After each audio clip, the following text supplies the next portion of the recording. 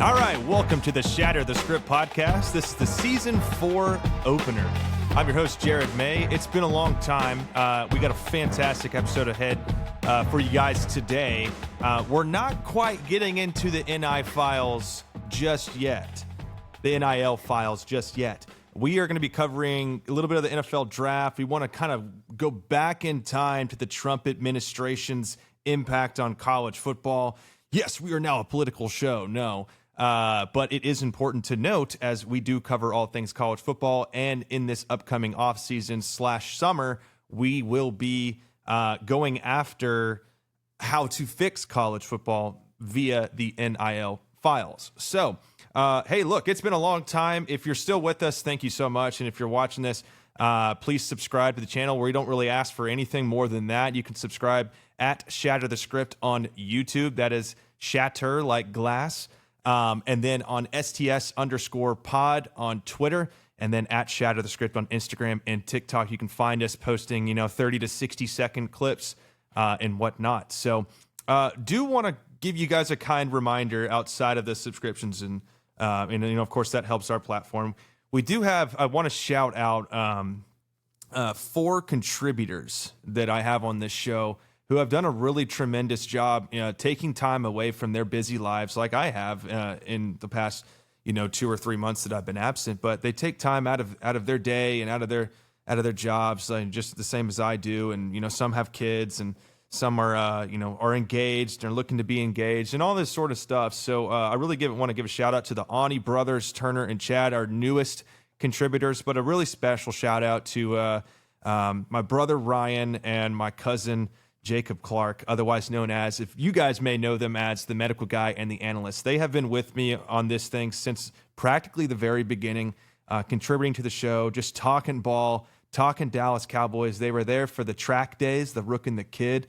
They were there when we covered the Dallas Cowboys specifically. They were there when the STS podcast was created, and they've really been an instrumental role for me personally and individually. And that's what family is for, right? But it always helps that they have similar interests. And this STS podcast may not be their dream, but them being fathers of their own house, they have really done an amazing job contributing to this show. And so when you guys see them on there, give them a special shout out, give them a hand. They're really great at what they do. And in terms of expert analysis, it's really hard to convey a message to a new audience, or somebody that's seeing the show for the first time and then going, who are these bozos or whatever. Well, can't say bozo anymore. You can call me a bozo all you want, but my cousin Jacob, we've talked about it before. He is a very tenured, master's degree, athletic trainer at the JUCO level, and he loves it where he's at Tyler Junior College. And so shout out Apaches. So he does an excellent job over there. Expert analysis and injury breakdown. So we did that in the Dallas Cowboys NFL portion of our show. Now that we're in college football, we don't get to see so much of that side of him anymore. Now, if we were able to, you would see those. We used to do those 60-second breakdowns, video analysis. Hey, do you see like his Achilles pop in there? This is what causes this fracture. This is what makes it so abruptly bad. We did that for a very long time, and he was exceptional at it. So once again, special shout out to Jacob. But now my brother Ryan, who has just accepted a new role, I believe at the Link U is what it is called. He is now basically the NIL account manager for Sam Houston State University, primarily their athletics program. So all things sports, he will be handling the NIL portions of that account basis in Huntsville, Texas. So now we have an NIL expert soon to be, and we'll be referencing him throughout this offseason and into the season of 2026, as there have been so many changes. Speaking of the Trump administration getting involved, we're going to be covering that today in the episode. And so there's a lot in store. So a little outline before we get started. And I know that was kind of a long intro, but it's been such a long-winded spring filled with relaxation, golf, and vacationing, which I'll get into here in a sec, is we're going to talk about the Trump administration's impact, like I mentioned before. I do want to cover a little bit of the NFL draft, specifically with the Dallas Cowboys, because that's what I know. I did pay attention to the draft. I have been kind of starting to call it a relapse, kind of get back into that football grind, that football mindset, because I had been checked out for so long. I had people telling me what acquisitions, transactions, and news were coming in.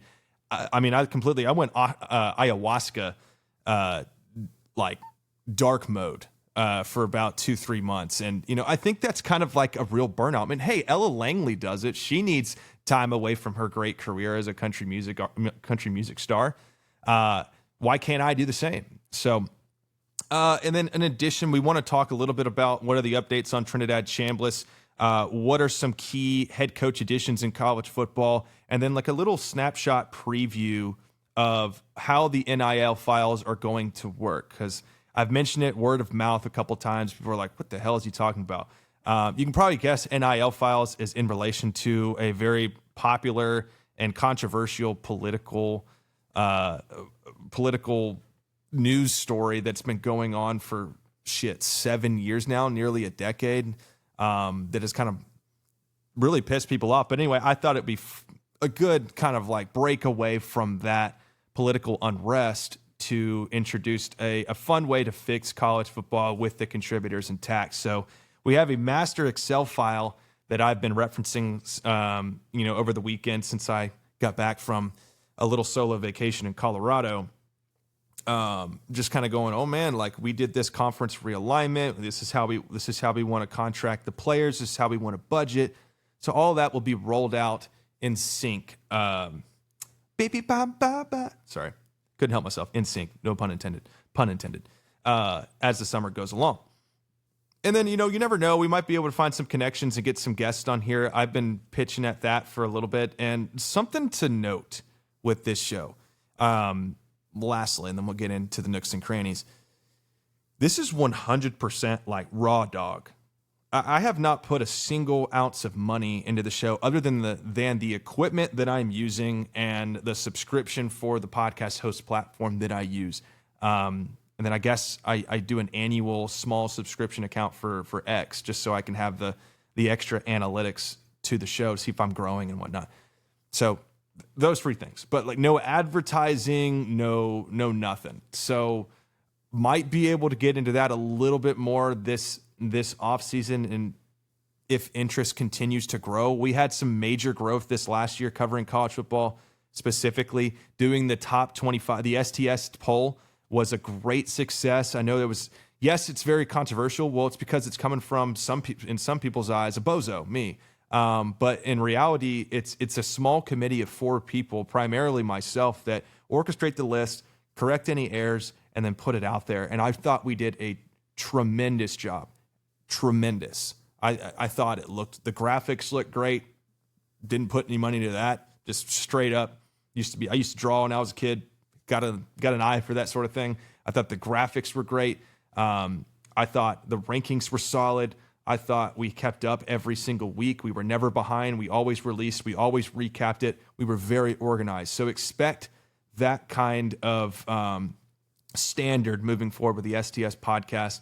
And as this continues to be a network, an STS network, if time allows and if opportunity allows, I do want those subsidiary shows where it's like the Jared May show, my show, then it's the medical guy and the analyst, their sub show, then the Ani Bros and their show, and that is what creates a network covering all major niches of athletics, particularly in college football. And then it makes it more fun because we have two. I guess we have a half FCS guy. We have 2 FCS guys. We have FCS rivalry guys contributing. We have SEC rivalries contributing. We get Texas Longhorn fan, Texas A&M fan, Arkansas fan, and then we got 2 SFA and 1 Sam Houston State, and then a group of 5 guy with North Texas, all into 4 people. So it's fun. It's fun to stick around. Yes, it's all centered around Texas, but it's the greatest state on earth. So that's a long intro, and I don't really care. I think it's much needed. But I do want to kind of speak about, this is kind of the first segment, I believe. I do want to kind of think about, or if you guys follow me on TikTok, you probably saw that I posted kind of like a kind of like a note saying, man, I've lost the love. I feel like there's more important things than covering sports. And I feel like there might be a chance that Jesus was calling me to do something else than do this. And what many of you don't know, and I don't share publicly, because I'd been on a ayahuasca retreat, if you want to call it that, is I did interview for a assistant coaching role at a local high school, the one that I graduated from, and I declined it. And at that time, it's still kind of looming in that sort of regard. I have a career outside of this. This is not the only thing I do. I mean, I bust my ass in industrial sales and really love what I do. I love that job. And so I didn't want to jeopardize that. I didn't want to take away from long-term success, but part of the burnout was a reason for that decision because I didn't want to cheat it.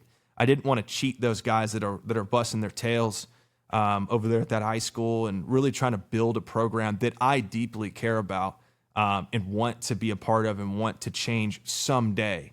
But that day was not today. It took a lot of prayers. It took a lot of self-reflection. Is this really what I want? Is this really the opportunity I want to go with? Do I really want to cheat the success that I've created for myself with very little help in my primary career? Or do I want to chase a passion down and create my own legacy? So I think that was a very tough decision for me because at that moment I was like, man, maybe I'm not this sportscaster guy anymore. Maybe my responsibility is to do something other than this. Because I have always believed that I have a knack to use my voice. It's why I do this, why it's a dream for me. It's why it's a passion. It's to make this channel into something much bigger than itself that provides opportunities for guys just like me who want to escape the corporate slave mindset, the corporate slave, rat race, and provide something for my family, which, they're pretty well off. They've worked their butt off to get what they have. But, to kind of bring those closest to me and have contributed to my life in such a positive light, and I try to contribute back to them, finding out who your real friends are and sort of thing, and creating an atmosphere in a realm to which they don't have to go be a 9-to-5er. They can talk about the things that they love and make some decent money doing it, or it doesn't feel like work, but they can still pay the bills because this is a successful show and we do things the right way, all under the hood of Jesus Christ, our Lord and Savior. So, after much reflection, that is what I decided to continue doing because I have always promised myself I would not quit this until I gave it my full effort. And so there are restrictions to that early on, especially, when I started this as a college kid, there's restrictions of that. There are different methods of that. I mean, you can be a clickbaiter. You can be a guy that says abnormal things that gets you canceled, which makes you famous these days. You can be a very niched, small, specific, practical guy. You can be a leading voice in all of college football. There's a lot of different options in different other sports too, not just college football. You can find fun games to do within your show. You can make it silly. You can make it serious. You can make it documentary. You can do anything with it. And so that's a lot to absorb. And I have really, really, really been patient on formatting that in this show. So those that have stayed and those that are joining and really just now figuring out this show, you guys will be remembered. There is I have a collective brain to where I look at it and go, who's been with me since the start, and how can I support those guys when maybe that one video hits, maybe that one episode turns into something greater than itself. And you look on our YouTube channel, we've had some great success without spending a dime on advertising and hitting the marks on really critical predictions or injunctions or whatever you want to call it. We have been a very effective show at what we do because, frankly, we know ball. And it's kind of like an alternative means to an end in comparison to what I would refer to as a competitor in Barstool Sports, to where, there's still like this NPC gathering around media like that, which I consider mainstream now, or subsidiary of mainstream ever since they signed on to Fox, and I'm not just Barstool. There's other ones like it that do things their own way, and that I feel like there's this NPC gathering that goes to Barstool and places like that because it's the only place to go that's not CBS, ESPN, and this, that, and the other. And I still think they do things the wrong way. I still think they're kind of a greedy organization. I still think that they get a lot wrong. I still think it's a lot of like I always compared it to like the magazine that you would see when you're checking out at HEB and you're like, Tom Brady said what? And then you click on it and it's like nothing serious. It's all just, they've got conspiracy theorist guys, they've got pizza eaters, they've got a bunch of fat asses with beards. Like, it's just not for me. So I wanted to create my own channel that might be for the guy that, yeah, he does like to have a beer on a bar stool or whatever, but he's not that drunken bastard that's degenerately gambling his life away, screaming that his NFL team didn't win or didn't draft the same guy and calling him effing nuts and losers and garbage, but just has like this, I want this responsible understanding of the game that's eloquent, that it's well thought out, that sees the little guy in terms of famous or whatever, however you want to phrase that, sees the little guy that comments on a channel. And it's like, well, I don't want to comment because nobody's going to see it. It's that I want to see your comment, no matter how outrageous or you correcting me or bashful or supportive or positive. I want to be that guy that responds, that sees it, that replies to it, and makes you feel important and doesn't ask you for your money. So that's something that I think is powerful. I think it will reach an audience one day, furthermore than it already has, to create something really special, which is, I guess we're going to stick with it, but the STS network. So, all right. Well, let's get down to the nooks and crannies of this thing. That was, thanks for bearing with me. If you wanted to, I'll probably put a note at the beginning of this episode and say, hey, if you want to skip this long kind of testimonial intro, skip 17 minutes and 45 seconds. So, little sneak peek of the conference realignment. Look, this is kind of like a 10-team all the way across with G5 a little differently formatted. I think all G5 conferences have 13 teams in it, and we're keeping, yes, you bunch of crybabies, we're keeping Notre Dame as an independent. And realistically, it's because there's no freaking place for them. They would just imbalance the whole thing. And that's just the way that is. And let's be honest with ourselves. I do enjoy being a realist as much as it pains me or makes me look bad in some ways. Talking about my own team, like with the Texas A&M Aggies and things like that. They're not going to leave. They're not going to join a conference. They make way too much money in television rights and individual rights than any other school. And they would be capped if they rejoined a conference. So they're staying independent because those Irish crybabies can get their way. And they can go 9-1 every year, 11-1 every year, barely make the playoffs because nobody understands if they're legit or not. And then maybe they get a lucky playoff path. But yeah, it's 10 teams in the Power 7, as I would reference it, with, we're bringing back the Big 12, the Big East, putting in the ACC. And these are just rough draft names. I'll probably rename them a little bit, but it's just easier to reference them as this. The ACC, the Southwestern Conference is back, Southeastern, the Big 10, the Pac-10.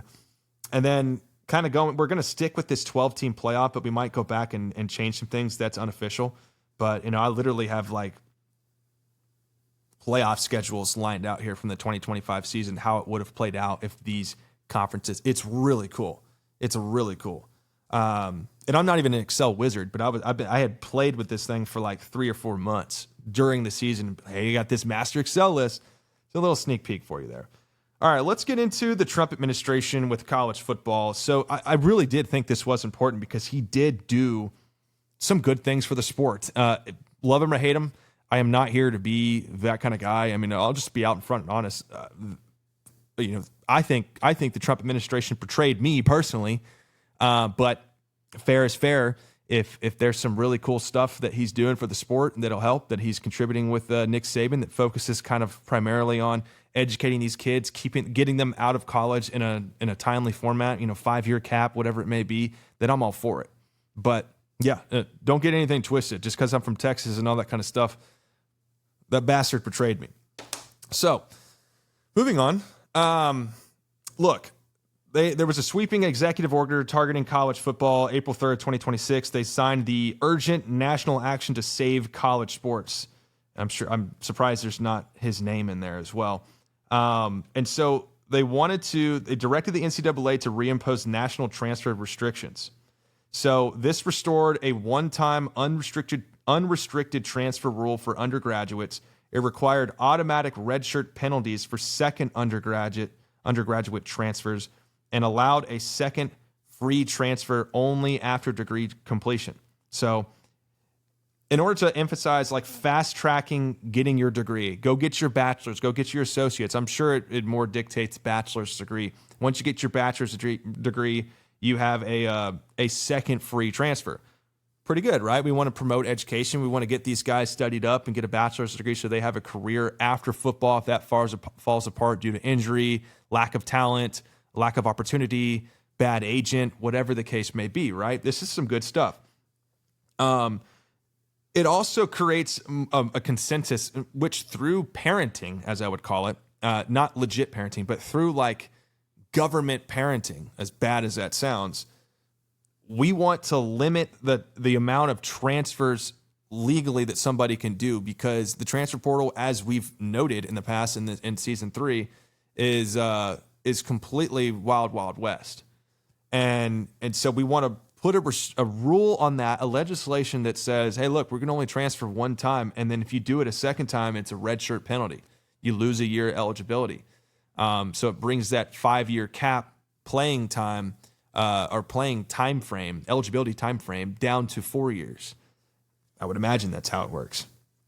So in addition to that, talking about that earlier, mandated a 5-year eligibility cap. They call it the 5-for-5 model. The executive order urges adoption of a 5-year participation window. Athletes may play 5 seasons total within 5 years. Narrow exemptions only with military service, religious missions, and medical hardship. So there's probably still going to be a medical red shirt, or if it's something exerply outrageous, then maybe there's an exception for it. Somebody like a Trinidad Chambliss probably wouldn't win a case like that, but if you had some freak accident maybe outside the sport, I would assume that contributes to what the Trump administration is talking about. But I like this because one thing about me, and I've said this innately on X, is I really, really dislike 6th and 7th year players. I feel like the sport has no place for them. There's people in the draft this year that are 1 year younger than me, and I've been in the workforce for 3.5 years, and I graduated in 4 years from college. How is that possible? Because I look at it, I think a prime example, and people overblow this all the time, and it's like Indiana's average age was 24 or something like that. They had a lot of old talent.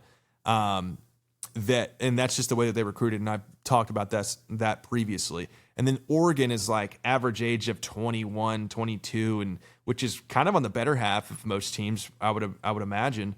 But they're 20-year-olds playing grown-ass adults. So kids that aren't even legally allowed to drink, that got their license less than half a decade ago, are playing students that have had a license for nearly 10 years and have a 401k and a credit card that's built up, and they can buy a house and this, that, and the other, and they've been playing college football for 6 or 7 years, almost more than a decade, and they're 3 or 4 years older than them.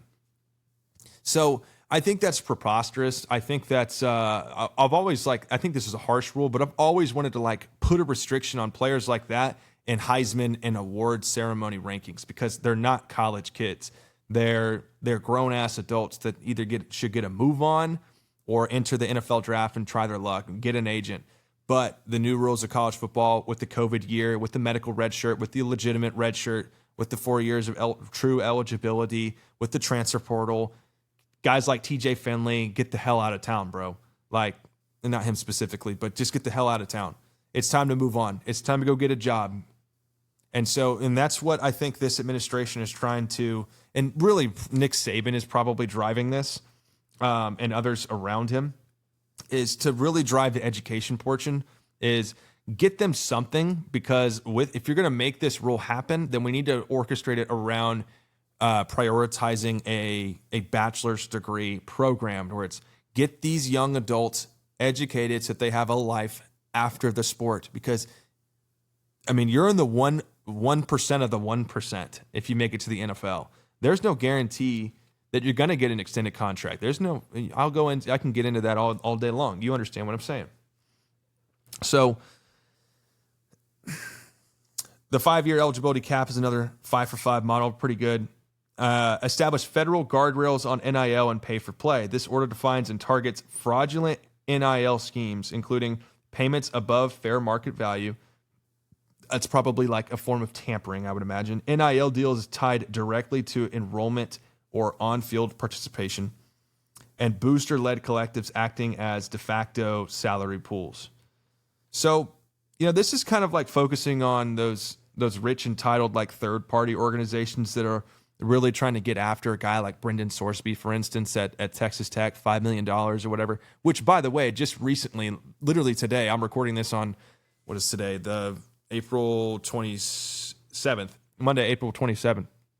Literally today, Brendan Sorsby is taking a leave of absence from the football program for gambling addictions. I think he allegedly went to Cincinnati Reds games or something like that and was just like betting on pitches, like balls and strikes. And it was like $250 a ball or $1 a strike or whatever it may be. So allegedly that's what he's doing. And now all these news outlets are reporting on Sorsby for some other stuff too. So $5 million from Cody Campbell, a third-party enthusiast for Texas Tech.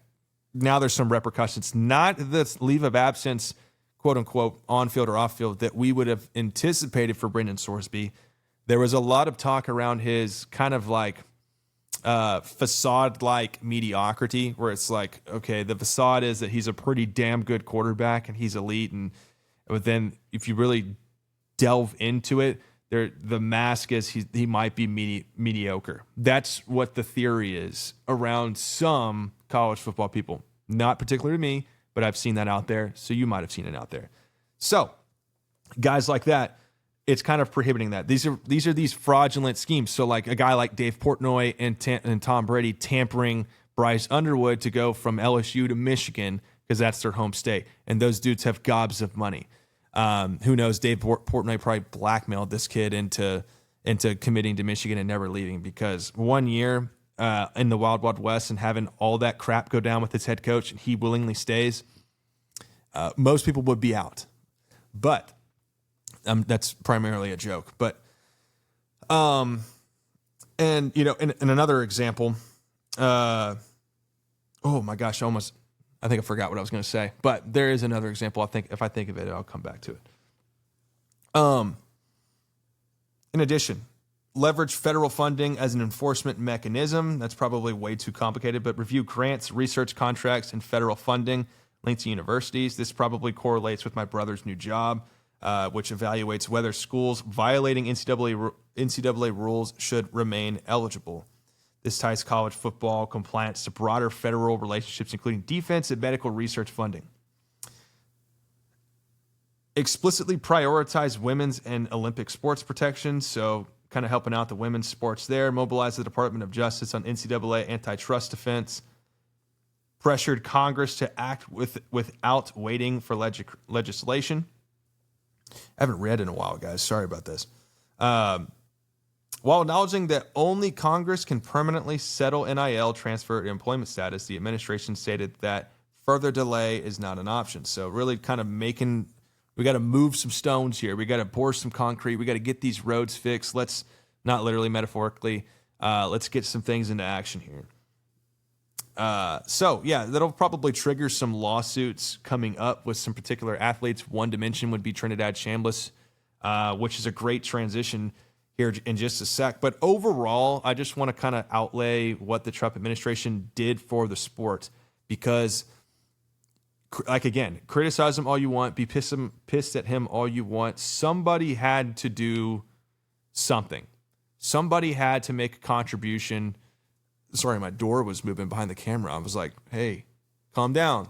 But I think it's the air conditioner. Somebody had to make a contribution quickly, promptly, efficiently. Somebody had to step up and make a decision for what the future of college football sports is. And, this is why guys like Josh Pate talk about a college football commissioner, somebody that oversees all of the different conferences and their commissioners within themselves, is someone that makes these decisions executively, executively is the way to say that, because I just don't understand personally how college football got to that 2025 level, and it's still going to happen in 2026. But it all became this money, greed, selfish, disloyal, wild, wild west, chaotic, no rules, crapshoot fire, hunk of shit that everybody was so pissed at that literally encouraged me to cover it specifically, because there were so many broad problems within the sport. So somebody had to step up. People knocked guys like Josh Pate, I'll mention him again, for interviewing a guy like Trump, because they were like, he's just trying to boost his views. Like, dude, Josh Pate genuinely cares about the sport, just like I do. So he had to make some action. He had to make the guy away from it. If you ask Trump to be on a podcast, I mean, he wants people to love him. He's going to show up. So I'll do the same here in a little bit. Yeah, sure. So with NIL, my main primary issue with it is that, and other people have said this before, I don't believe it's special, a special take. I don't think of it that way, but I think it's common sense, is they're not getting paid on NIL. They're not getting paid on their name, image, and their likeness. They're just getting paid a contract like they would in the NFL. It's like, what's the market value? What's the players using market value on a running back? $3.5 million a year for a Power 5 starter. Okay, I'll grab him in the transfer portal. I'm going to give you 3.8 because I want you a little bit more than our neighbor at LSU here at Alabama. We want you a little bit more. And I'm Kalen DeBoer. I'm more of a this, that, the other. Or I'm Lane Kiffin. I'm more of an offensive guy, so you're going to follow me. And, I don't have to pay you as much as the competition, but you want to follow me because I'm a prominent name. Whatever the case may be, right? But it's not name, image, and likeness. It's not, hey, my name is Trinidad Chambliss. I'm a D2 transfer that came into an SEC Power 5 starter that went deep into the playoffs based on my name, image, and likeness at Ole Miss, the Ole Miss Rebels, starting quarterback. I get this sponsorship, this ad roll, this commercial, this blah, blah, blah. If I participate in this, then I get this reward, and all of that accumulates into money gained. And then maybe from the profit or something like that, there's some revenue share on a smaller scale from the university. But they call it total revenue share when you're paying your players which is practically just a crappy salary cap, paying players. It's just like, okay, we've got, $20.2 million or whatever the number is. We can give everybody a certain amount of money and be done with it. But we're really just going to pay our starters 75% of that cap, and then anybody that backs them up can earn it at a later date. They can enter the transfer portal and go to the highest bidder because, why not? I really just need to pay my starters and a little bit of debt so I can win a football game. So that's kind of what Indiana did. That's kind of what other teams like that did. It's kind of like what Texas or Texas A&M or LSU, really nobody's innocent here. So, but yeah, that's kind of my take on it. It's just somebody had to do something. Somebody had to step up and make an executive decision and get something on the roll call here and say, let's proactively prepare for the worst, because the worst has arrived and nobody's doing anything to fix it. So all these blue heads that are sitting in tight suits, drinking whiskeys and smoking cigars, watching the college football playoff, or making the selections for the college football playoffs, have done nothing good for the sport in the last 2 decades. And it's that boomer bias, what's like, well, Notre Dame's that Now, I'm sorry, Notre Dame, I'm picking on you, but this is what these boomer bias people do. They just kind of sit there and they're like, yeah, you know what is it? You know, Notre Dame's been around since my granddaddy fought in the war and before that, and they've been playing football. They're just a prominent. They've been like this all the decades since before Kennedy was shot. You know, everything about Notre Dame is, I mean, you got to think about their religious background, their uniforms, there's gold, their stadium is prominent. They got a great coach. They got a great quarterback, C.J. Carr. He's white, by the way. And we think that they're just the bee's knees. We want to put them in the college football playoffs. I mean, they had an excellent year. Look at their record, 10-1 or 11-1. I mean, that one loss, though, to Northern Illinois, I mean, you got to think about it. Northern Illinois is a pretty good program. And it's like, come on, man. Like, grow a pair of nuts, make a difference of an opinion, because if a young-minded stud in there was talking about Notre Dame, he would have recognized, hey, you know what? I know that Notre Dame is that prominent program that has been around for so long, and you know they make so many television rights and they get a lot of viewers. But if it's not good enough, then it's not fucking good enough. Hook, line, and sinker. Let's be realistic. I know Texas is a prominent brand, but 9-3 isn't good enough to get in the college football playoffs when there are other teams that have 10, 11, 12 wins. Period. Done. Not biased. The right decision. They can go play a bowl game against a really good opponent and beat the crap out of them like they did with Michigan and come back next year with Arch Manning and Cam Coleman and get after it. Done. But everybody gets their panties in a wad and they're like, oh my God, like how can you say that? You know, Texas, I mean, they beat A&M at the end of the year, like 9-3, or hey, well, Notre Dame, they almost beat A&M, or they almost beat, you know, Miami. Miami made it to the college football playoff and all the way to the national championship. So what does that say about Notre Dame? Well, it says that they lost. I mean, you can call it week 3, week 2. Your job is you got spring ball, you got summer ball, you got fall ball in the preseason to prepare for week 1. And it's like, well, they didn't peak yet. It's like, well, those are their only 3 or 4 games. I'm going to say 3 or 4, but those are their only 3 games that they're required to show up and win, because the rest of their schedule is just like a handkerchief in the wind. Just who cares? We don't know where it's going, but it's easy. Somebody will catch it. It's very soft, and you can wipe your face with it. And we don't really have any blood in our shirts, but we saw the war. We saw it. What was going on with Oklahoma? Who'd y'all play? Huh? Literally, that's okay. Hey, come on now. Come on. That was good. But anyway, moving on. Let's get into a little bit of Trinidad Chambliss. I want to talk about his timeline just a little bit as I apply some Lucy nicotine. Not sponsored. Should be, though, because I buy so much of this shit. Check the time real quick. Okay, we've been rolling for 3 hours. Thanks for staying with us. Here to a commercial ad break for another hour. To me, Papi, it's very good. Very good nicotine. Awesome muscle. Trinidad Chambliss eligibility timeline. I just want to give you all a breakdown in case y'all forgot. This has kind of gone like into the file cabinet, but I think it's a very important story because Trinidad is one of those renowned college football athletes that is coming back in 2026. So we'll just skip to the end there with that. He's coming back in 2026, if you did not know that already. Obviously, he was not drafted. So I was curious, wanted to bring it back up. Now we're bringing it back up. Let's look into it. Chambliss, obviously, if you didn't know, redshirted in 2021 at Division II Ferris State, didn't play in 2022, had a medical staff and coaches later documented that these conditions limited his ability to train and compete from 2022. So they claimed the COVID rule and fatigue and whatnot. So kind of it's smart by him, but it's kind of like, all right, like, dude, really, you couldn't breathe? Okay. Maybe he has some medical conditions I'm not aware of, but I'm not trying to knock Trinidad. Played in 2023 and 2024, then transferred to Ole Miss, became the starting quarterback, obviously, in 2025, finished top 10 in Heisman voting, dramatically elevating his profile and NIL value. These are my own words, by the way. I'm just kind of reading off.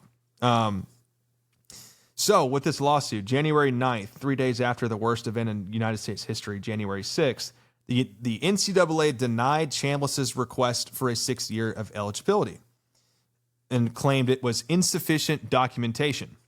Then, just a week later, Chambliss sued the NCAA in Mississippi, alleging bad faith, breach of NCAA bylaws, and arbitrary and capricious handling of medical evidence. So basically saying, hey, my medical evidence it fit the restrictions to allow me to play a 6th year. And the court at the time was like, no, it doesn't. Go to the draft. You know, you did your time, this, that, and the other. So the suit sought temporary and permanent injunctions allowing him to play in 2026. And then they had a court victory on February 12th with Robert Whitwell as the judge, ruled in Chambliss's favor, and granted a preliminary injunction. Said that he ruled that the NCAA ignored medical evidence, stated Chambliss would suffer irreparable harm if barred from playing, and found the NCAA likely acted in bad faith. The result hindering that Chambliss was cleared to play during the 2026 season. So he will be returning in 2026 if you guys did not know this already. But if you're following the sport, you're probably like, all right, Jared, wrap it up. We know. But I just was curious because I was like, hey, what's the latest on this? I mean, I had been sort of kind of keeping up with this particular story because I was interested. And I'm torn on this because I'll just briefly put my opinion out there. I am torn on where I stand on this because, like I mentioned, 6th and 7th and 8th year college football athletes, I feel like they need to move on. I feel like they need to enter the draft. But Trinidad is one of those special ones. He's kind of riding the fence, toe tapping the wire right over the two, in between the two sky towers or whatnot. And it's like, which direction is he going to fall? You know, man, he really just started to come into his own game and become a dynamic playmaker, and he was super electric to watch, but there's just not enough tape on him. He doesn't have the draft stock, doesn't really have the size, but we want to get another extra year of tape. If you're a Trinidad and college football fan, you want to watch him play a 6th year. And the flip side of that is my harsh reality take is, look, tough luck. I mean, you started in Division II, however that transpired, that sucks, but hey, look, I had to walk on in a JUCO, so what makes you so special compared to me? I didn't have any recruiting either. So, like, the harsh reality is, get a move on. You did your time. You had your COVID year. You had your Division II time. You had your 2023 through 2024 seasons. And then you started 2025 over Austin Simmons and took his role from him and played a tremendous year. And now you're looking to play yet another year to boost your draft stock. And if I'm Trinidad, I'm doing the same thing as him. I'm not trying to knock Chambliss at all. I just want to reiterate the fact that we can't continue to allow this to happen. I think the court was trying to make an example because they were anticipative of what the Trump administration and other governmental restrictions were soon to come. And so they were trying to make an example out of Trinidad, saying no more of this. COVID was 7 years ago. It's time to put to rest these long tenured college football athletes and get them out the door so that the young guys can come in, or else this is going to continue to bleed. We're going to continue to have fake injury reports and COVID medical analysis excuses and pointless medical red shirts and official red shirts just so they can stay in the game a little longer and give themselves a chance to play. And so this is the opposite of scales balancing. So I think they were trying to make an example out of Trinidad, but I more so lean like he is like in good faith. I feel like he is more. I lean more on the majority of wanting him to see a 6th year, and that's like a graceful opinion because I don't really feel that way about anybody else. And I know there's some stories like, well, what about me? Like, here's what happened to me. It's like, look, I mean, but respectfully, you might not know my name, and I understand that I'm sort of a nobody, but I don't know. I've never heard of you, so I have heard of Trinidad. So, you know, you guys that are in Division II, Division III, like playing ball, taking the grind, all that kind of stuff, you're complaining about. If it's somebody like that, you're like, okay, come on, like let's move on. You know, it's time to go. But with a guy like Trinidad, it's like I really want to see him have a better chance in the NFL because I think he's dynamic.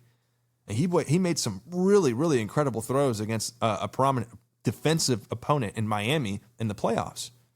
And he played well. He played well in the SEC. He played well in the playoffs. He played well in critical situations. We literally called it the Trinidad Chambliss legacy game for all good reasons. So I kind of want to see another season under Pete Golding. And, you know, I know Lane Kiffin abandoned him for LSU and Trinidad staying. And so all of that falters into a slight majority leaning for me personally on I want to see him play a 6th year. He's the only exception, barely, that I have. I still have that I understand if you want him gone. opinion as well. Like if you came to me and said, that's bull crap, Jared, he needs to go. If you're going to have this take on 6th and 7th and 8th year college guys, then you need to have the same one for Trinidad. Keep the same energy. Totally understand you, bro. Let's grab a beer sometime. Coors? All right. Now, as we get into more of this, I do want to kind of recap by conference some key head coach additions. This is a very brief segment. I'm not going to get too deep into this. This is kind of a reminder of myself and a reminder to the audience. It's like, okay, it's the offseason. Wait, what happened again? Like, where's everybody at? So I designed a chart that kind of reveals that. Look, in the ACC, almost everything stayed the same way. Norvell on the hot seat, still at Florida State. Brent Key, after a tremendous season in the ACC, he's still at Georgia Tech. Cristobal still at Miami, Florida after a very, very good season. Kind of an underdog because the ACC was looked so far down upon. Mac Brown, is he still at North Carolina? Doesn't seem right. Hold on, I got to confirm this. North Carolina Tar Heels head coach. Let's see this. I want to see this. Yeah, what are we doing here? Because that makes Norvell fired too, right? Because they kept him, I think. Now I'm nervous. Hold on. Yeah, he's still at Florida State. Interesting. I don't know why it says Mac Brown. I knew something was wrong. I was like kind of reading back through it. I got AI to kind of throw it into a chart for me, and I was kind of reading through it, and I saw North Carolina, and I was like, Mac Brown. No, it's Bill Belichick. Sorry, guys. I apologize, and yes, guilty as charged. Like this is the endangerment of using AI, but hey, this is a hobby for me, so I'm trying to hurry things up. Like I don't have time to sit here and create a whole ass chart. I can probably reference an actual website. Sorry. Again, apologies. Bill Belichick at North Carolina entering his second year.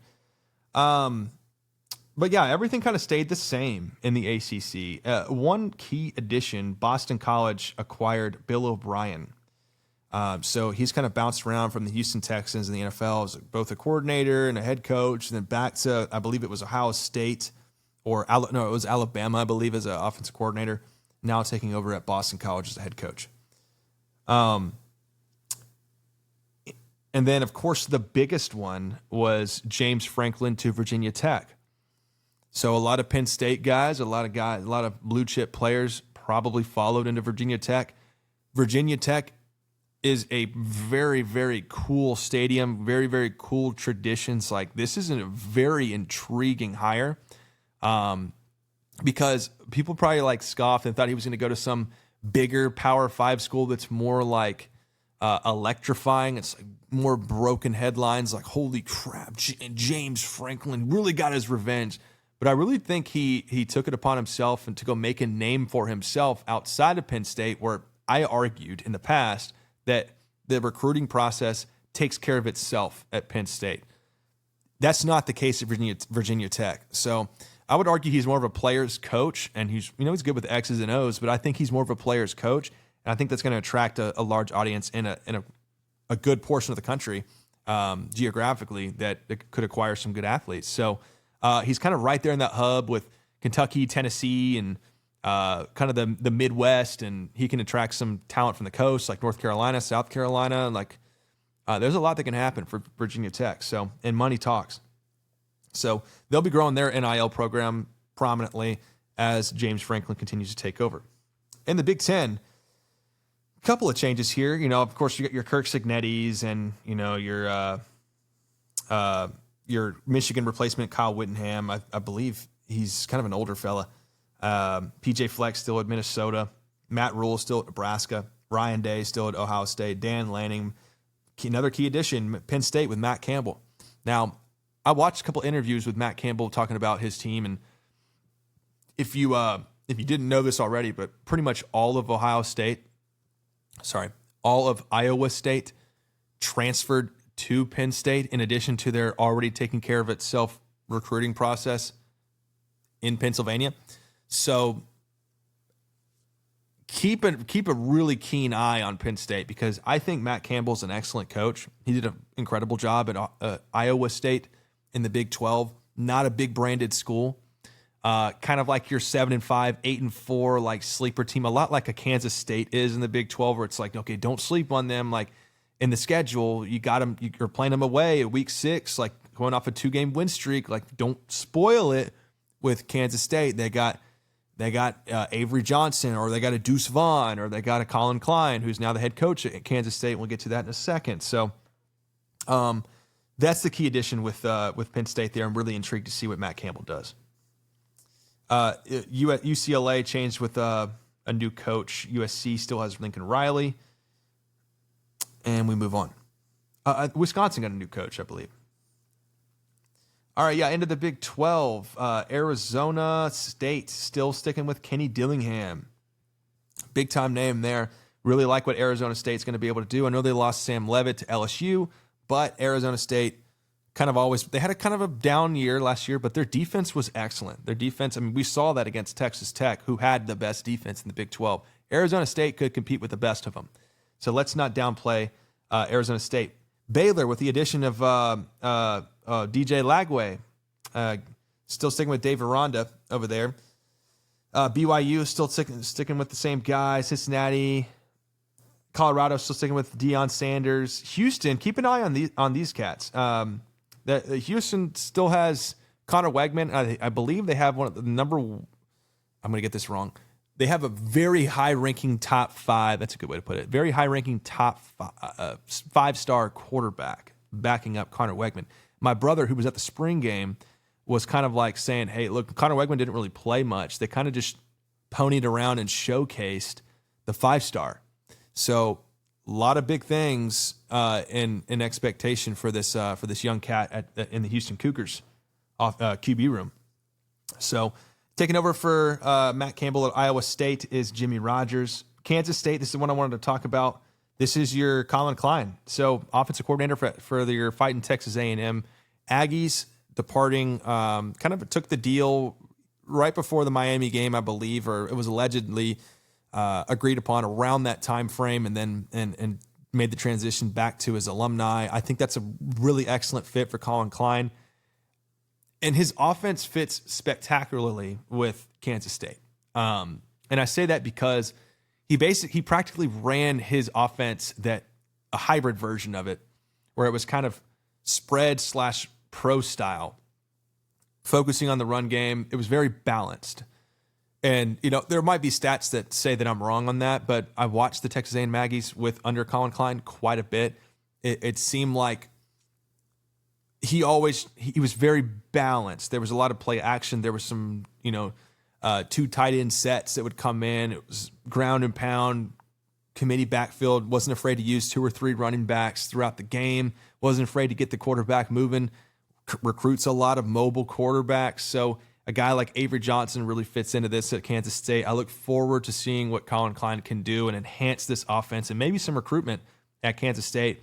I think he'll be there for quite a long time, and best of luck to Colin Klein. He did an exceptional job at Texas A&M. Some people complain at the very end. I'm not that kind of guy. Miami had Ruben Bain and Mesidor, I believe is his name. Hopefully I'm not butchering that. But they had a solid defense. It was just a bad day. Bad day to be an Aggie. I know that happens quite a bit, but you got to give your respect to your opponent coming into Kyle Field and putting a needle down and putting the hammer down. So, and A&M had chances to win that game. They just didn't execute. The players were open. The gaps were open, like towards later half in the game. And Marcel Reed just didn't hit his marks. Just the way it is. So, I'm not discrediting Colin Klein for any of that stuff. I thought he had a great tenure at Texas A&M. Another intriguing one, Oklahoma State takes Eric Morris from North Texas, brings Drew Mestemaker, the transfer from North Texas, and a lot of North Texas athletes who had a great season, probably the best in North Texas history, if I would imagine. I have to bring Turner Ani on here to confirm that, the North Texas alumni. But I really do think that the Oklahoma State will see the light of day again. It's been a rough 3 or 4 years. Golly, I don't even think I think I can count on my two fingers how many wins they've had in 3 or 4 years. It's been bad. So long past due, getting rid of the mullet guy, and getting some your new blood. We need you sort of action in there. That's a quote from the Avengers, by the way. So, Texas Tech expectations very high. They got that oil and gas donation money there. Brendan Sorsby coming in, leave of absence recently. Will Hammond is still the backup there and still there. So if Britt Sorsby is unavailable, Will Hammond did a pretty good job backing up Baron Morton, I believe is his name. So last year. All right. Southeastern Conference. I think this is where we saw this. This is absolutely where we saw the most movement. The most movement. Alabama's keeping Kalen DeBoer. He actually just signed, I believe, a 6-year extension, and the buyout's like north of either 60 or 90 million if something bad were to happen. So Kalen DeBoer back at Alabama for another 6 years. Arkansas went with Memphis's coach Ryan Silverfield. I know there was some Arkansas Razorbacks, particularly people in my family they're on the fence about this one because they still think they got the middle of the pack guy when they could have got somebody a little bit better to lead the offense. I'd have to refer to that, get my Gramps on to talk about it because he knows everything about it. But Ryan Silverfield, I would C+, B- higher to me. I'm hoping it works out for them. Not really. Auburn going with Alex Galesh out of USF, South Florida University, taking that one. So moving away from the coach they've had for quite some time, going with a new rebranding. A lot of these Group of 5 teams took over the prominent Power 5 head coaching roles. And I think that's a testament to how they were kind of left in the dust in the NIL Wild West era and made something of themselves through all that chaos. And Alex Galesh at USF was one of those guys, and bringing his quarterback with him. I know they lost that, is it Ashton Daniels, I believe, transferred away from Auburn. He was supposed to be the guy, but they brought in Byron Brown. Man, if I'm hitting on these names, then what is up, Kyle? Okay, Florida, John Summerall, Tulane, one of my favorite hires in this SEC carousel. I really liked what Tulane did throughout the season. I really liked how they competed with Ole Miss, but of course they were outranked and whatnot. But Tulane has kind of always, last 2 or 3 years, has been around, and John Summerall, I'm very intrigued at what he's going to do at Florida. Florida had a lot of draft picks this year. I don't think people realize that. Florida had some talent on their team. I mean, I know they lost DJ Lagway, but I know people say this every year. I'm not necessarily saying it, but just keep an eye on Florida over the next 2 years. I think you're going to see some real growth. I think you're going to see them outgrow Miami. I think you're going to see them outgrow Florida State. I think Florida is going to be right there with some other teams in that 8 to 9 win category. If not this year, then the next year. I'm a believer in John Summerall. Let's just put it that way. All right, your typical ones. Lane Kiffin, the biggest one, right? Abandoning Ole Miss under that absolute media crash out, if you want to put it that way. Going to LSU, attracting Sam Levitt and some other potentially blue chip players to their team. Massive NIL budget, gets the whole state to himself, right? Not a lot of competition in recruiting. Everyone's going to pinpoint LSU. LSU is already that sort of program that attracts defensive players just from the past. It's like, hey, we're DBU, we're safety U. We have good historical linebackers. Now they're going to get the flip side of that and get offensive attraction, whether it be in the portal or through recruiting. This could be quite interesting for LSU in a good way, in a positive way, in a way that I'm kind of frightened for the competition in the SEC, because it's kind of like the best of both worlds in terms of player acquisition and talent acquisition. So if you're an LSU fan, yes, you're taking the paparazzi with you with Lane Kiffin. You're taking quite the character. I was a fan of Lane Kiffin at his time at Ole Miss. I was like, man, he's really growing on me. And then he did all that stuff, and I'm like, all right, now he's back to that same old, like, same old guy that everybody said he was. So not the biggest fan of what he did. Would love to talk to him about it. But high expectations, obviously, for LSU. If they weren't already high, they're higher now. Okay. Oklahoma sticking with Brent Venables.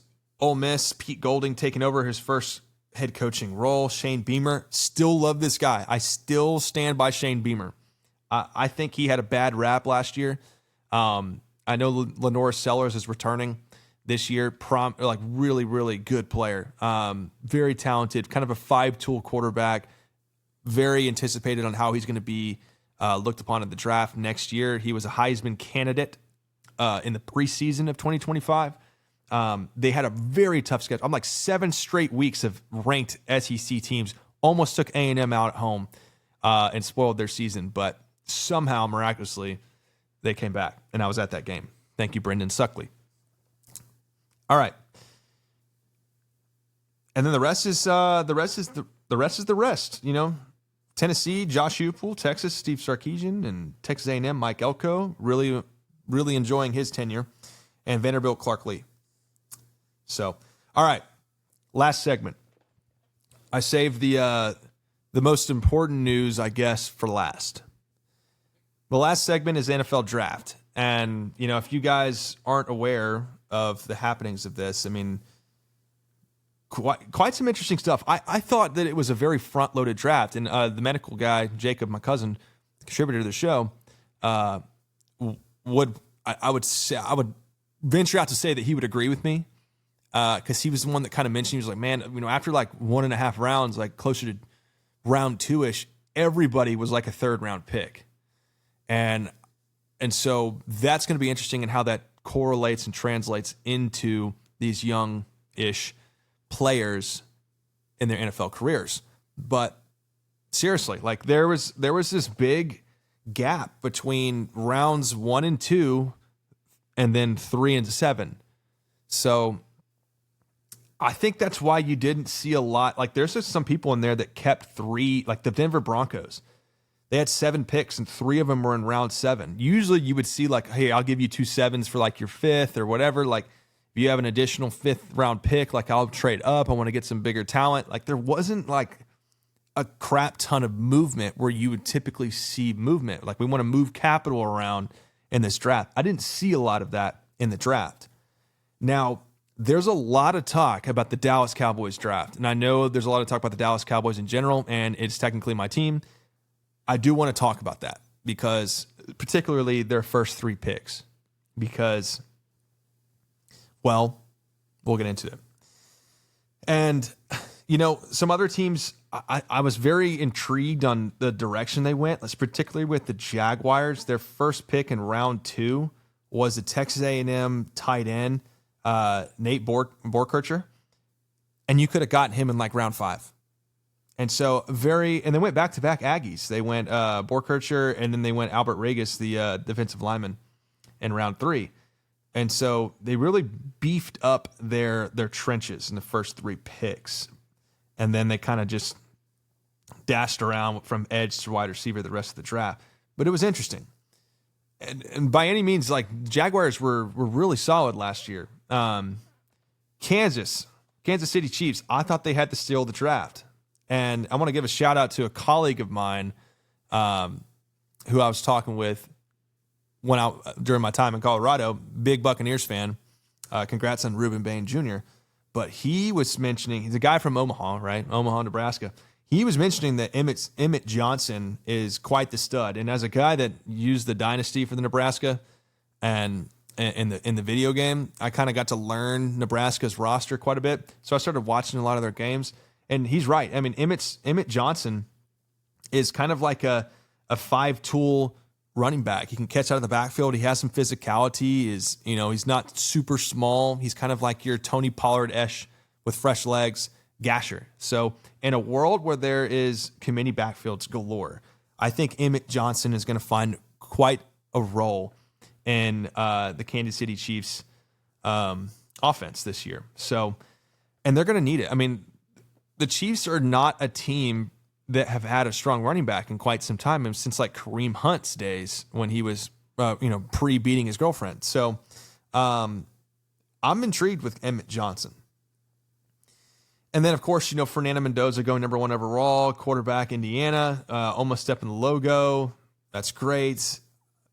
Get some interior linemen like Trey Zune from Texas A&M. So got a really good running back in Mike Washington Jr. out of Arkansas. Really liked his play. But, and then I guess the other one that had a lot of people buzzing was the Los Angeles Rams 13th overall pick with Ty Simpson. And the mainstream media it's particularly Dan Orlovsky, D.O., loved Ty Simpson, saying that the system is wrong if he's not picked in the first round. But I don't think he anticipated the team being the Rams. I thought that maybe somebody that needed a quarterback, such as like the Jets, might take a risk on Ty Simpson. But I've been talking about Ty Simpson since like week 3 of last year. I thought he was a top 3 Heisman choice throughout most of the year. He kind of had like this hot streak through the first 7 weeks, teetered off a little bit, picked it up, and then like dropped back down in the playoffs with Oklahoma back-to-back, I guess. So, no, not Oklahoma, the other one. And so, Indiana. And so I really am a believer. He was making Sunday throws all year at Alabama. And this is with a drop-off of talent from Ryan Williams, the receiver at Alabama. Like, high expectations for this guy. I think Jeremy Bernard really stepped up for Alabama, I believe is his name. And Ryan Williams kind of faltered to the wide receiver 2/3 role. Like, it was huge drop-off. And granted, Ryan Williams is a very young receiver. I believe he was 17 in his freshman year. But Malachi Toney was too, and that dude's been playing great at Miami. So, like, I look at a guy like Ty Simpson, and I'm intrigued. Sunday level throws, second level, hits the middle of the field. Now, he isn't the biggest cat in the block, but he's not the smallest either. So he's got the arm strength. He's got the mobility. He's got the wits. Like, I'm excited for this. However, the team itself, it's like, doesn't really make much sense. Sean McVay got blasted because he doesn't look happy, but I think if it talks like a duck and walks like a duck and speaks like a duck or whatever, it's a duck. I think he was pissed. And it wasn't for like the bland reason of, I didn't want to send the wrong message to Matthew Stafford, where I think that could be categorically a reason. I think it didn't make sense because he maybe wanted a better piece to the puzzle on defense or offense. Like, we've got 2 backup quarterbacks already. One's young, Stetson Bennett. We've been producing him for 2 or 3 years. We've still got Jimmy G, kind of like your Cooper Rush-esque backup. It's like, do we really need Ty Simpson? I know Matthew Stafford's quite old, but like, where does Ty Simpson? What do we do with the other 2 quarterbacks that we've been producing? Like, we just move them? I think we could have done something better there. However, externally, past all that mess, think of a better offensive-minded scenario for Ty Simpson. There isn't much. Being in Sean McVay's offense with a guy like Ty Simpson, the future's bright. So in a positive light, I look at it that way. I really think, because the other complaint is he could have gone to the Jets and he could have had a Sam Darnold career where it's like, oh, crap, he's done, and then miraculously wind up back in the bigs 5 years later. So these types of players, like Ty Simpson's probably extremely thankful that he had landed up on the Rams, a winning organization, rather than the pick after that in Miami or, at some poverty franchise like the Giants or the Jet or whatever. So you can call the Giants whatever. I don't. But yeah, could have been worse. But back to the Cowboys. Look, first round pick, Caleb Downs, dog, certified dog. Everybody, there's so many edits out there right now. Everyone's nervous. They're in panic mode. The Dallas Cowboys, they traded up to the 11th pick and they got their guy. They didn't screw it up. For once, they didn't screw it up in a position where you could easily have screwed it up. And so they got what a lot of people are saying, and I tend to agree, the best player in the draft. in a position that was desperately needed for a buff and due for a buff on the Dallas Cowboys defense. And interestingly, the Dallas Cowboys only drafted 2 offensive guys. The rest were linebackers and edges and safeties. Like, they got secondary, they got edge players, and they got the middle defense guys who are flexible, can play off ball too. Like, hey, A+. If these guys pan out to be what they're expected to be, this is an A+ draft. And this is a rare occurrence for the Dallas Cowboys. And of course, with the addition of Christian Parker, the defensive coordinator, he plays like these half gap schemes on the defensive line. Really technical stuff, really modern edge technology, if you will, if you want to put it that way. Modern edge schematics, if that's a better way to put it, with the trenches. And with the trenches being powerful enough with Quinnen Williams and Kenny Clark, I know we lost Osa via trade. Donovan Ezaraku, Rashawn Gary, like we'll go through it. So Caleb Downs, only 21 years old, was a Jim Thorpe Award in the college football, nation's top defensive back. He was the Big Ten Defensive Player of the Year and unanimous All-American. Top 3 overall talent projection. So that's Caleb Downs. Enough said. Like, I'm telling you, Malik Neighbors was talking about it. A lot of the media's talking about it. Chris Long's talking about it. A lot of people were murmuring about it. The individual creators like me who are covering the Eagles, Giants, this, that, and the other, they were begging the Cowboys not to draft this guy, Caleb Downs, and they got him. The league, I'm telling you, is in panic mode because the Dallas Cowboys got Caleb Downs. I'm not trying to make a big deal out of it. This is just what I'm seeing. This is what I'm seeing. Pick number 2, Malachi Lawrence. You know, Malachi, this is a guy, here's a guy, right? Traded with the Eagles. Eagles got Mekhi Lemon, which pissed off the Steelers, by the way. There's literally a literal complaint because they felt like they got embarrassed at their own draft. So Dallas kind of with like a really cheese type move with their rival. But Eagles get their guy, which probably means A.J. Brown's at the door. But Malachi Lawrence, there was a lot of talk about this guy before the draft that Dallas would get this guy. I think Joe Klatt was talking about it. I think, again, I'm going to mention Chris Long was talking about it. Todd McShay was talking about it. And so these guys were saying Dallas probably is going to get Malachi Lawrence or somebody of that nature, maybe Ruben Bain if they traded back from the 12th spot. Malachi Lawrence, not like people were calling it a reach, but look, hey, this guy's 6'4", 250 pounds, running a 4.5, 40 out of 40-inch vertical. Had 7 sacks, 11 tackles for loss, and 2 forced fumbles at UCF in 2025. He was a first-team All-Big 12 in 2025. Like, this guy's end-to-end speed and sideline-to-sideline speed is pretty nuts. And this is what guys like former athletes are calling like cleanup plays and things like that, like long arms, the uber talent. Like, he's going to be quite the player, I think. I theorize if the production matches his mentality. So, and speaking of mentality, their 3rd-round pick, Jayshawn Barham, your linebacker / edge hybrid out of Michigan. So I believe at Michigan he primarily played edge, probably played off ball quite a bit, or from a minority standpoint. So a minority of his snaps played it off the ball. Then he was on the ball at Michigan. Very fierce competitor. I think he headbutted an official at the Ohio State game this past year when he was at Michigan. So understands the what's required of him, right? Understands what is the phrase? Understands the assignment. Understands the assignment. He understands the assignment.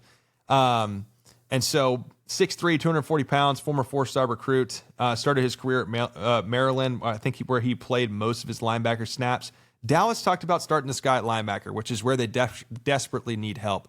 And in addition to Jayshawn Barham, they acquired D. Winters from San Francisco 49ers via trade for a 5th-round pick. So their 5th-round pick was a starting linebacker who had 100-plus tackles in 2025. So they beefed up their interior. So we're going to get to outline what all they did in the offseason and where they could end up. But 10 tackles for loss and 4 sacks at Michigan in 2025. Was widely viewed as a round 2 talent who slipped into round 3. So, and that was the grade that Dallas had on. There was there's a big narrative going on right now within like the Dallas Cowboys community that's talking about that a lot of the Dallas Cowboys draft picks were on their board, on their organization's board. They drafted them where they were projected much higher than where they got them. So they believe that most of, or if not all of their picks were valued higher than when they drafted them, which is a good sign, but they could be wrong on all of them. I mean, who knows? So yeah, again, his hybridity, I'll rephrase it that way, very hybrid player. So a lot like Overshown. Overshown can blitz, Overshown can play coverage. Jayshon Barham can play linebacker and he can blitz. So there's going to be some very special packages that Christian Parker can play with in his first year as the defensive coordinator in Dallas. Again, I want to reemphasize this young-minded coaching talent.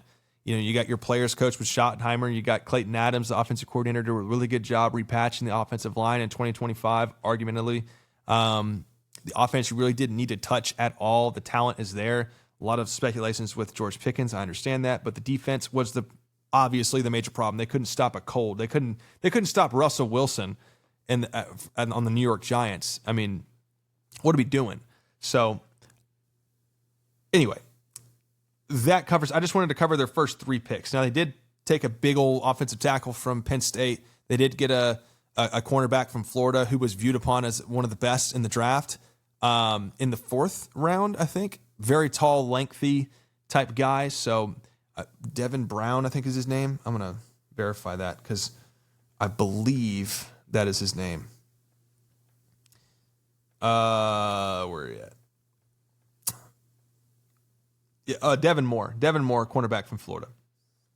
Lengthy guy, large expectations, right? So hopefully he pans out. But, the secondary's got some questions at cornerback, but they patched that up with these key additions. So let's go to acquisitions for the 2026 offseason. Look, they got Rashawn Gary, the edge, former first-rounder, acquired from the Packers for a 4th-round pick in 2027. So this is going to help kind of bulk the rotation on the edge. Quinnen Williams obviously was acquired in 2025 to patch up the defense. Really made a difference. One of the best players at his position. D. Winters, like I mentioned, from the 49ers for a 2026 5th-round pick. Rotational starter, depth linebacker. And then some free agent signings. They got Jalen Thompson, safety out of Arizona, signed into a 3-year, $33 million contract. This guy's pretty good. This is not one of those cheap signings. He was a productive player for Arizona. Re-signed Javonte Williams on a bargain, $16 million guaranteed, 3 years, $24 million total. Kobe Durant, another guy to patch up the secondary, played really well for the Los Angeles Rams. Our guy, Marcus Mosher, really liked this one. Rashawn Gary, again, the edge of the Packers. And then guys like P.J. Locke, safety from, I believe, the Denver Broncos. Sam Howell, backup quarterback. And then some other guys to patch up the interior defensive line and linebackers. Re-signed penalty problems, Sam Williams as well. Just recently, today, they signed Marcus Valdez-Scantling to a 1-year deal, Tyler Johnson, and Curtis Robinson, a linebacker. So, look, I mean, they're at least making an effort. Let's just put it that way. They're making an effort. So, in addition, I wanted to talk about an undrafted free agent key signing. Now, they got some different guys. I don't have to go into all of them, but this one guy. This guy was talked about majorly in college football, I believe, through the first half of the season. I'm not sure where the talk went because I believe he was the same player throughout the season. But Michael Trigg, tight end out of Baylor, I mean, he made a catch at home on a little fade route. It was like, oh, this dude's going to be good. This dude's going to be excellent. I don't know what happened. I don't know why Trigg fell. I don't know why he became undrafted, but Trigg is very enticing. Like, I am super excited to see what he can do behind a developmental, like, hey, tight ends take 2 years sometimes to develop. I mean, Dalton Schultz was a guy, Jake Ferguson was a guy. These guys took 2 years to kind of become what they are today. Dalton Schultz is now arguably a prominent starter in the NFL for the Texans. Jake Ferguson, after his injuries, is not the same, but is still a pretty good tight end if he can get back to being healthy. And I was super excited about him and predicted his pick and round back when he was drafted, as well as Deron Bland. Just saying. But yeah, Michael Trigg, very enticing, interesting player, uber talented at tight end.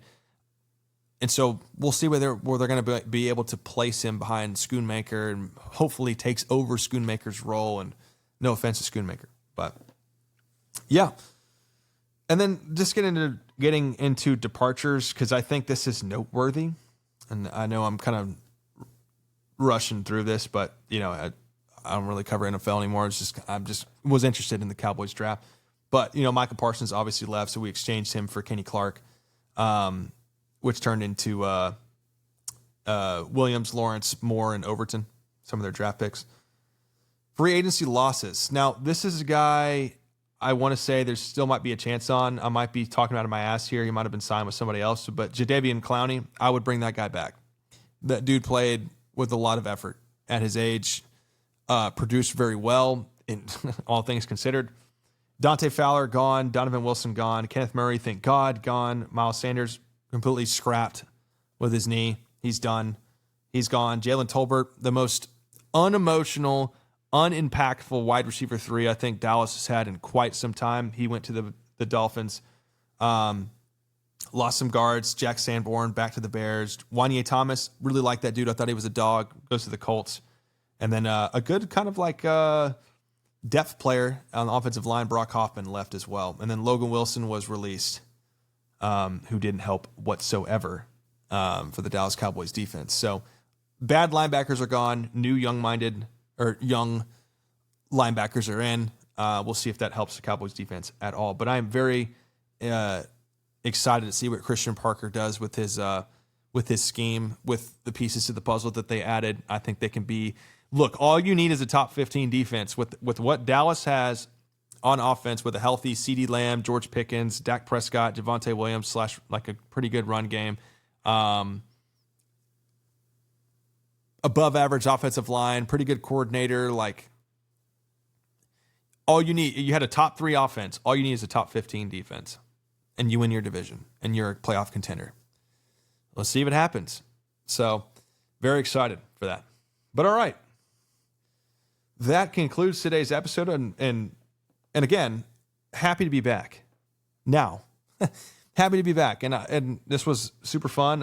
I felt like I had a good time doing this episode in particular because I had been putting it off for 2 or 3 weeks. Like, I'm waiting for something important to happen. Wanted to do something before the draft happened to kind of analyze what could happen in the draft, like we've done in the past. But I thought it best, let's wait for the draft. Let's talk about it afterwards. And then moving forward in the month of May, I really want to hone down on the NIL files and how to fix college football and get back to the basics of tackling college football like we did last year and had pretty good success on that. So in May, we'll get a schedule out for my contributors, and we'll get to work, and we'll find a way to fix college football. I hope you guys enjoy it. I hope you guys enjoyed this episode. If you stayed this late, make sure to hit that subscribe button on YouTube. That's the only thing we ask for. It costs no money. I'm not asking anything else. It just helps us help you. It shares our message with new audience members. So hit the subscribe button on YouTube at Shatter the Script. You can go at Shatter the Script on Instagram and TikTok to follow us as well. We will be releasing clipped content on there. You can find this episode on Apple Podcasts, Spotify, and YouTube. So if you like to watch it, we recommend YouTube. If you like to, if you're driving, obviously Apple Podcasts and the audio on Spotify, but there is video available as well on Spotify per usual. So thank you guys once again. Welcome back to the 2026 STS Network season. Excited to be back. And you guys have a great rest of your week. Godspeed. God bless. Christ is King.